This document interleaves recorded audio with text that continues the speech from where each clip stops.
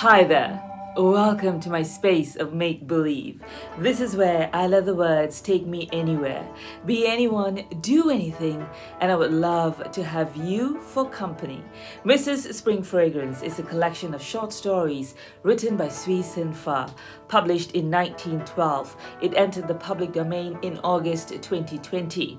These short stories are centered around the Chinese who emigrated to America in the late 19th and early 20th century. Some of them adopted and adapted quite quickly, and then there were others who kind of struggled to find the balance between the new and the values of their forefathers.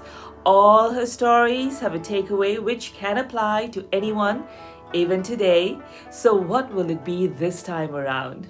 Ready to find out? Well, let's go.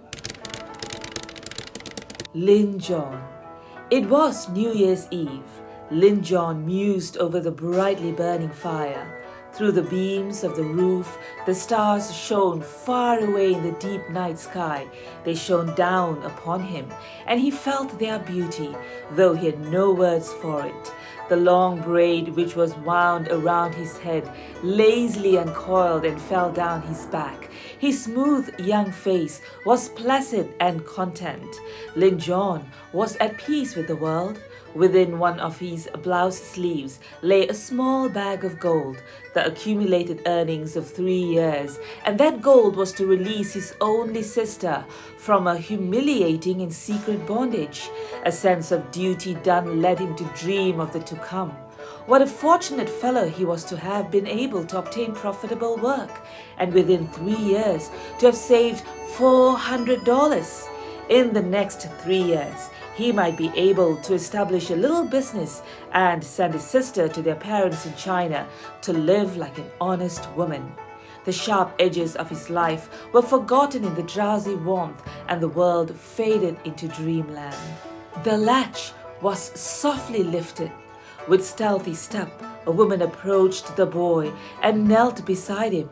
By the flickering gleam of the dying fire, she found that for which she searched, and hiding it in her breast, swiftly and noiselessly withdrew.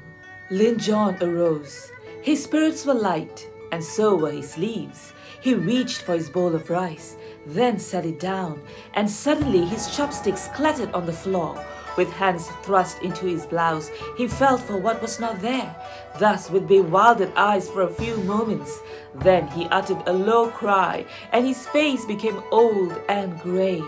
A large apartment, richly carpeted, furniture of dark and valuable wood artistically carved, ceiling decorated with beautiful Chinese ornaments and gold incense burners, walls hung from top to bottom with long bamboo panels covered with silk, on which were printed Chinese characters, tropical plants on stands, heavy curtains draped over windows. This in the heart of Chinatown. And in the midst of these surroundings, a girl dressed in a robe of dark blue silk worn over a full skirt, richly embroidered. The sleeves fell over hands glittering with rings, and shoes of light silk were on her feet.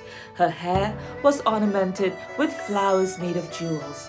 She wore 3 or 4 pairs of bracelets. Her jewel earrings were over an inch long. The girl was fair to see, in that face was smooth and oval, eyes long and dark, mouth small and round, hair of jetty hue, and figure petite and graceful. Hanging over a chair by her side was a sealskin sack, such as is worn by fashionable American women. The girl eyed it admiringly, and every few moments stroked the soft fur with caressing fingers. "Pao Sang," she called. A curtain was pushed aside, and a heavy, broad-faced Chinese woman in blouse and trousers of black satin stood revealed. "Look," said the beauty, "I have a cloak like the American ladies. Is it not fine?" Pao Sang nodded. "I wonder at Moi Loi," said she.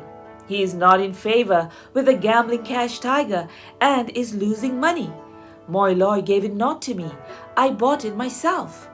"But from whom did you obtain the money? If I let out a secret, will you lock it up?" Pao Sang smiled grimly, and her companion, sliding closer to her, said, I took the money from my brother. It was my money. For years he had been working to make it for me. And last week he told me that he had saved $400 to pay to Moiloi so that I might be free. Now, what do I want to be free for? To be poor?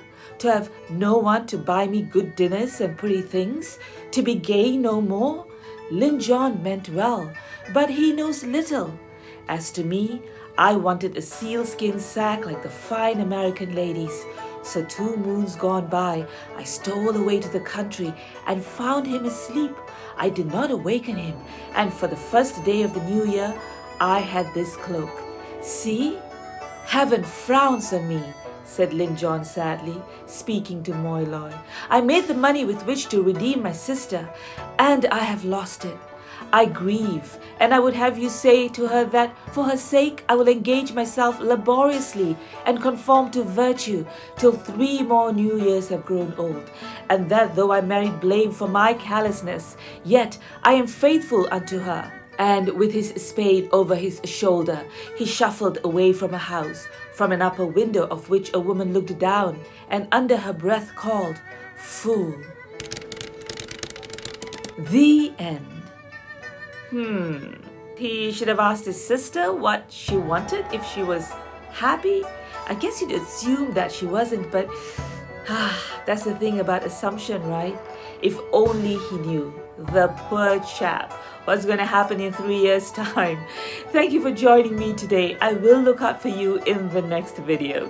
Till next time, go grab a book to read or a pen to write and let your imagination take you anywhere. Be anyone. Do anything.